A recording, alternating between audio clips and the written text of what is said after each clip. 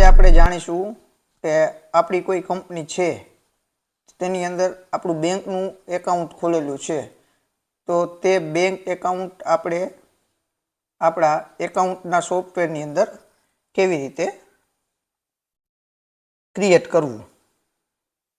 તો ચાલો જાણીએ આજે આપણે બેંક એકાઉન્ટ કેવી રીતે ક્રિએટ કરવું અને તે બેંક એકાઉન્ટમાંથી આપણે ટેલી પ્રાઇમમાંથી ચેકની પ્રિન્ટ પણ કેવી રીતે કાઢવી તેના વિશે પણ આજે આપણે જાણીશું। તો સૌપ્રથમ ટેલી પ્રાઇમ ઓપન કરી લેશું। ગેટવે ઓફ ટેલીમાં ફર્સ્ટ ઓપ્શન છે ક્રિએટ, તેની અંદર જશું આપણે। ક્રિએટમાં જઈને સેકન્ડ ઓપ્શન છે લેજર, તેની અંદર જશું આપણે। લેજરની અંદર આપણે એકાઉન્ટ બનાવવા માટેનું મેનુ ખુલી જશે।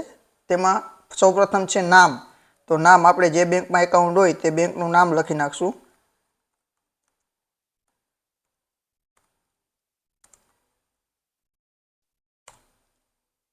ત્યાર પછી છે અંડરની અંદર આપણે બેંક એકાઉન્ટ છે તો બેંક એકાઉન્ટમાં અસર આપી દેશું એની। ત્યાર પછી એકાઉન્ટ નંબર,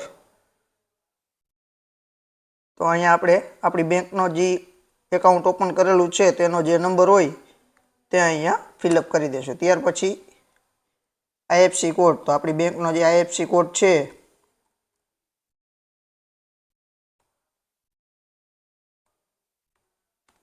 તે આઈએફસી કોડ એન્ટર કરી લેશું। ત્યાર પછી સ્વિફ્ટ કોડ, એટલે બેંકનો જે આપણી સ્વિફ્ટ કોડ હોય તે સ્વિફ્ટ કોડ આપી દેશું। ત્યાર પછી બેંક નેમ, અહીંયા આપણે એચડીએફસી બેંક સિલેક્ટ કરી લેશું। ત્યાર પછી બ્રાન્ચની અંદર જે બેંકમાં તમારું જે બ્રાન્ચમાં ખાતું હોય તે બ્રાન્ચ અહીંયા લઈ લેશું।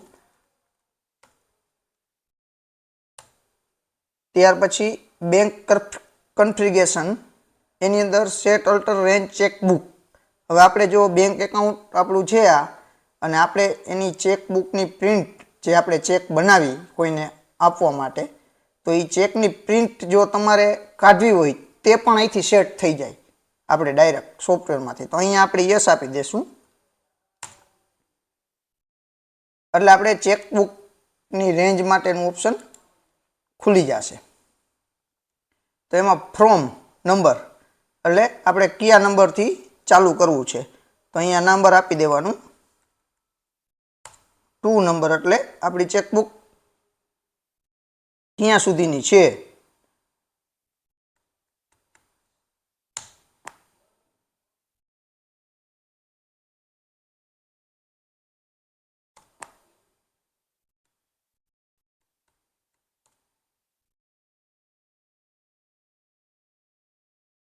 અને આપણો ચેક નંબર ક્યાંથી ચાલુ કરવો છે પ્રિન્ટ આઉટની અંદર, તો આપણે 1 નંબરથી ચાલુ થશે 11,001 થી તે।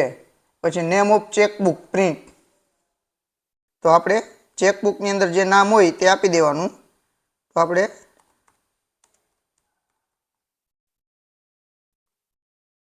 ચેકબુકમાં સાગર એન્ટરપ્રાઇઝ છે તો સાગર એન્ટરપ્રાઇઝ આપી દેવાનું। ઇનેબલ ચેક પ્રિન્ટિંગ, એટલે આપણે ચેકને પ્રિન્ટ કરવો છે તો આ ઓપ્શન યસ આપવાનું, એટલે આપણે સોફ્ટવેરમાંથી જ આપણા ચેક ગમે તે ઇસ્યુ કરી તે ચેકની પ્રિન્ટ અહીંયા સોફ્ટવેરમાંથી જ થઈ જશે। પછી છે set alter check printing configuration, એની અંદર યસ આપશો એટલે ચેકના ઘણા બધા ફોર્મેટ આવશે આપણી જે બેંક છે ને તેના અલગ અલગ। જે ફોર્મેટનો ચેક હોય ને આપણો ચેકબુકમાં એ ફોર્મેટ અહીંયા સિલેક્ટ કરી લેવાનું, એટલે આપણે પ્રિન્ટ જ્યારે આપીને ત્યારે તે પ્રિન્ટ ચેકબુકની અંદર જ્યાં નામ છે નામ, રૂપીસ છે રૂપીસ, વર્ડની અંદર રૂપીસ છે, ડેટ છે, આ બધી વસ્તુ અહીંયા સેમ અને સારી રીતે આવે કે અહીંયા આડી હવડી ના આવે એના માટેનું છે। તો આપણે 3 નંબરનું સિલેક્ટ કરી લીધું ફોર્મેટ, એન્ટર આપશું એટલે તે ફોર્મેટ કેવી રીતનું બનેલું છે તેની આખી ડિટેલ આપેલી છે। જો એની અંદર કાંઈ ફેરફાર આવે તો આની અંદર ઓછા હાથવું થોડું ઘણું કરીને ઉપર નીચે કરી શકીએ। પછી નીચે આપણે કંપની સિગ્નેચર ડિટેલ, એની અંદર કંપની નેમ ઓન ચેક, એટલે ચેકની અંદર કંપનીનું નામ શું રાખવું છે તો સાગર એન્ટરપ્રાઇઝ છે, જો જો ચેકબુકની અંદર ઓલરેડી પ્રિન્ટ આપેલું હોય ચેકનું નામ, કંપનીનું નામ, તો અહીંયા ન આપવાનું આપણે. જો પ્રિન્ટ આઉટ ન હોય તો print company name on check, એટલે પ્રિન્ટ આઉટ ન હોય તો અહીંયા યસ આપશો એટલે આપણું કંપનીનું નામ જે ચેકબુકમાં આપવાનું છે તે નામ લખી નાખવાનું, એટલે આપણી ચેકબુકની અંદર તે કંપનીનું નામ પ્રિન્ટ આઉટ થઈ જશે. ત્યાર પછી તેના સેટિંગ છે, એ સેટિંગ ને એક્સેપ્ટ આપતા ડાયરેક્ટ સેમ્પલ ચેક પ્રિન્ટિંગનું ઓપ્શન પ્રિન્ટનું આવી જશે. જો આપણું પ્રિન્ટર સિલેક્ટ હશે એટલે ડાયરેક્ટ એ પ્રિન્ટ નીકળી જશે સેમ્પલનું ચેક. અત્યારે આપણી પાસે ઓપ્શન પ્રિન્ટનો નથી એટલે આપણે એને સેવ કરી લઈ પીડીએફમાં, એટલે એ સેવ થઈ ગઈ છે. ત્યાર પછી ઇનેબલ ઓટો રિકોન્સિલેશન એને ન આપવાનું છે. ઇનેબલ ઈ પેમેન્ટ, જો આપણે ઈ પેમેન્ટ કરવું હોય એક્ટિવ તો ત્યાંથી થઈ શકે, પણ તેની કાંઈ જરૂર છે નહીં. ત્યાર પછી સામે મેલિંગ ડિટેલ્સની અંદર કંપનીનું નેમની અંદર આપણી બેંકનું નામ અને એડ્રેસની અંદર જે આપણી બેંક જે જગ્યાએ બ્રાન્ચ છે તે એડ્રેસ અહીંયા ફિલઅપ કરી દેવાનું રહેશે. ત્યાર પછી સ્ટેટ, કન્ટ્રી ઇન્ડિયા, પિનકોડ નાખી દેવાનો.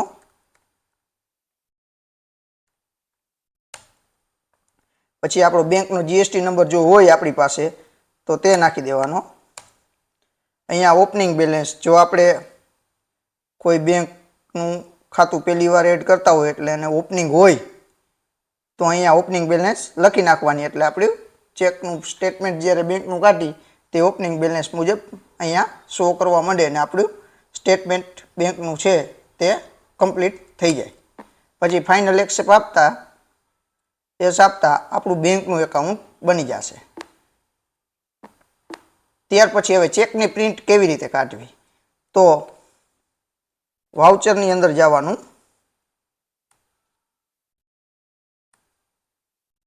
વાઉચરની અંદર જઈને હવે આપણે પેમેન્ટ કરી છીએ તો જ ચેક આપવાનો થાય. રિસિપ્ટની તો આપણે પ્રિન્ટ કાઢવાની હોય નહીં, આપણે કોકને ચેક આપવું હોય તો જ આપણે પ્રિન્ટ કાઢવાની થાય. તો ચેક આપવું હોય એટલે આપણે એને પેમેન્ટ કરવાનું થાય, તો આપણે એને પેમેન્ટમાં એન્ટ્રી કરવાની થશે. તો પેમેન્ટનું ઓપ્શન અહીંયા F5 ઉપર છે, તેના ઉપર ક્લિક કરીને આપણી બેંક લઈ લેવાની, એચડીએફસી બેંક, જે બેંકમાંથી આપણે ચેક ઇસ્યુ કરવાનો છે તે. અહીંયા નામ પર્ટિક્યુલર જે હોય એ, અમિતભાઈને આપણે ચેક આપવાનો છે તો અમિતભાઈ. અહીંયા જેટલી અમાઉન્ટનો ચેક આપવો છે તે અમાઉન્ટ આપી દેવાની. અહીંયા બિલ વાઇઝ ડિટેલની અંદર જો તમારે બિલ અગેન્સ્ટ રેફરન્સમાં ચેક આપવું હોય તો તે રેફરન્સ સિલેક્ટ કરી લેવાનું. જો નવું રેફરન્સ આપવું હોય અહીંયા તો નવા રેફરન્સ નંબર નાખીને આપી દેવાનો, નહીંતર ઓન એકાઉન્ટની અંદર આપી દેવાનો આપણે.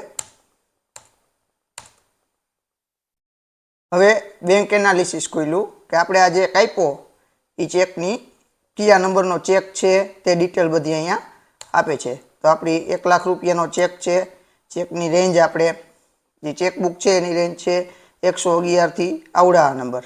હવે ઇન્સ્ટન્ટ નંબર એટલે અત્યારે જે ચેક આપ્યો છે તેનો નંબર આવડો આ છે. કઈ તારીખનો છે તો 1 એપ્રિલનો ચેક છે, તો એ ડેટ.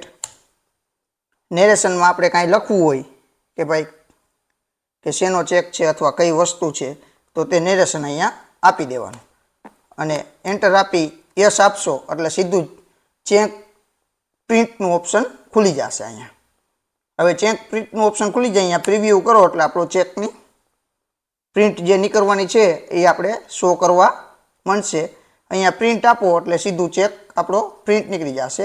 અને અહીંયા કન્ફિગરમાં જઈ અને જો આપણે ચેકનું ફોર્મેટ ઓરિજેન્ટલમાં લેવું છે કે સેન્ટરમાંથી પ્રિન્ટ આપવી છે કે લેફ્ટ સાઈડમાંથી પ્રિન્ટ આપવી છે કે રાઈટ સાઈડમાંથી પ્રિન્ટ આપવી છે, જેવી રીતે તમે પ્રિન્ટરમાં ચેક મૂકો એવી રીતે અહીંયા ઓપ્શન સિલેક્ટ કરી લેવાનું, એટલે તે ચેકની પ્રિન્ટ તે મુજબ નીકળશે.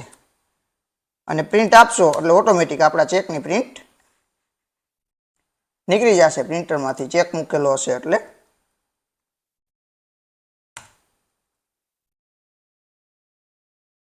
અને આપણું વાઉચર સેવ થઈ જશે. તો આજના વિડીયો માટે આટલું જ. કાલે ફરી મળીશું નવા વિડીયો સાથે. જય હિન્દ, જય ભારત.